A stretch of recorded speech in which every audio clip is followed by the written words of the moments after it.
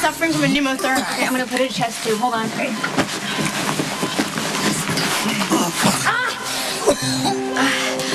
I'm cut. I can't risk blood-on-blood contact with the patient.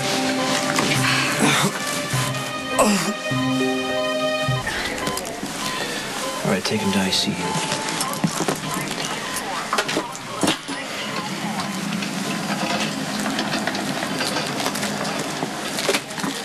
You okay? Yeah, thank you for stepping in. I'm sure you're probably wondering why I suddenly backed off.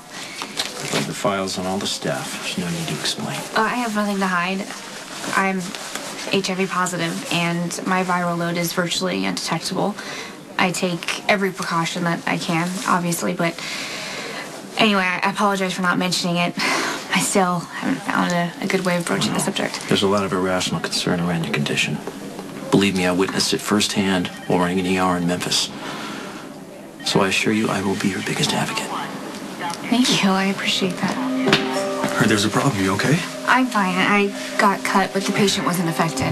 Dr. Weber took over, and he knows I'm HIV positive. Robin is an excellent doctor. HIV doesn't impede her job whatsoever. Exactly what I just told her. You sure you're okay? Fine.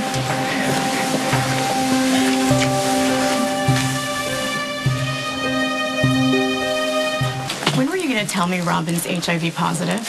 What does it matter? You're not at risk. That's not the point. Then what is? I get that Robin is still subjected to a whole lot of garbage from ignorant, small-minded people. I'm not judging her. But I can't believe you choose to keep quiet about something so huge in your life. Robin isn't sick, Lisa. We lead a very normal life. Except for the precautions you have to take while having sex, assuming you do have sex and the baby wasn't born in vitro. I'm not going to talk to you about this.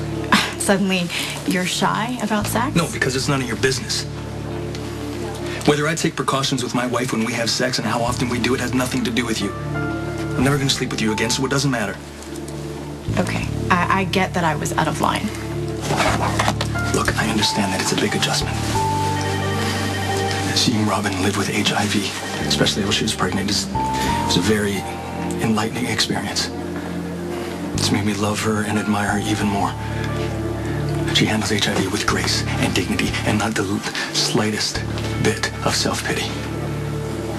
The adjustments that I have to make from my life to be with Robin, they're worth it.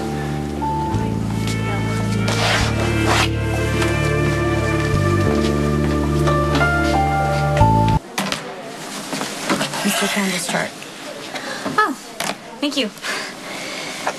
I'm not even sure how to say this, so I'm just going to come right out and tell you. No, I'm sorry. I owe you an apology. I should have told you. It's just sometimes it's really hard to bring up, you know. Hi, nice to meet you. I'm HIV positive. And then if you don't say anything, it seems like you're ashamed or hiding something. Well, it's awkward for me, too. If I act all PC and say it's no big deal, you wouldn't believe me. And if I say you should have said something earlier, I run the risk of sounding judgmental. To be perfectly honest with you, I feel like it's nobody's business. Do you tell your patients? Yes. And sometimes I ask for another doctor. I mean, that hurts, but it's their prerogative. I'm sorry. So, you've been in surgery with me, now that you know how do you feel about it? Well, I certainly don't regret working with you. But I'm still processing the whole thing. What it means to you and for Patrick. I mean, he was the most selfish, self-centered man on the planet back in college. Yep, that's pretty much how he was when I met him. Talk about a 180.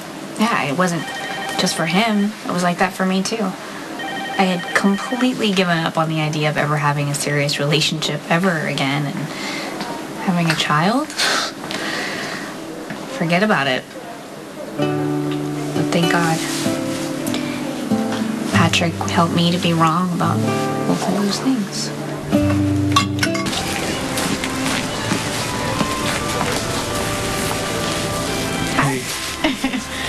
I thought you were prepping for surgery. I was, but the patient spiked a fever, so we put it off till tomorrow.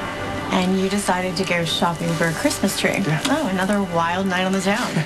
Oh, I don't find excitement, Lisa. It finds me. Oh, really? Yes. Where's Robin? She should be on her way.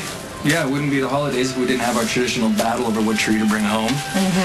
That's, kind of lame. No offense. Well, Robin's a perfectionist and I'm insanely stubborn. We basically make it hell for anybody within earshot. But at the end, we find that great pleasure in knowing that we didn't kill each other. Wow, I can feel the love. If anybody told me how to pick a Christmas tree, I would eviscerate them. Okay, I'll tread lightly. What are you looking for? Oh, as long as I can smell pine needles on Christmas, I'm happy. Wow, we just set the bar high. You're not going Yeah. home to Texas? Oh, my parents, they're on a world cruise. Well, that's too bad. No, really, they earned it. My father, he just retired from the bank, and with this year's financial meltdown, you know, he deserves a rest. Besides, I'm just as happy to be working. Let all you family types open presents with the kiddies. Well, us family types appreciate it. Hey, Emma was just a newborn last year, so I'm looking forward to run around and rip the wrapping paper off all those presents.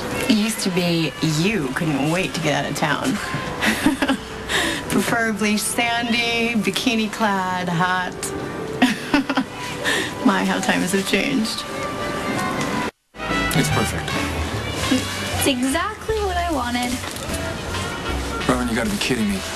We're not putting that little tree in our house when there's this nice, big, elegant tree right in front of us. It's ostentatious, or it's pretentious, or both. It's elegant.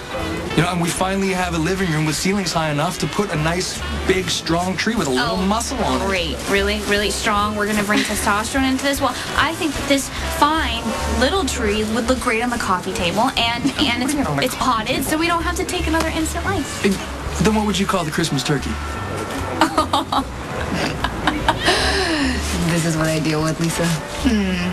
No, this is a family dispute. I'm heading to work. Good luck to both of you. Have a good night. Thank you. You're welcome. Okay, seriously. No, seriously. How do you expect me to decorate this behemoth? That's what you have me for. Shortcakes, you on my shoulders, we'll put the star on top. Or we can take the small one and we can plant it in the garden after the holidays. We can mulch the big one, make a vegetable garden for Emma because it's all about her. I want her to have a nice tree that we can decorate. I want it to feel like a fairy tale for her. Really? So this is about Emma. That is just plain dirty. Well, I suppose it doesn't matter that, statistics show that the bigger the tree is, the more likely the toddler is to pull it on top of No, themselves. you're not. Now that's playing dirty. Okay, fine. We'll do it for Emma. She'll love the ginormous tree. Okay, fine. It's a little big, but that, way too small. Somewhere on this lot, Goldilocks, there's a tree just right. Good thing they're open till midnight.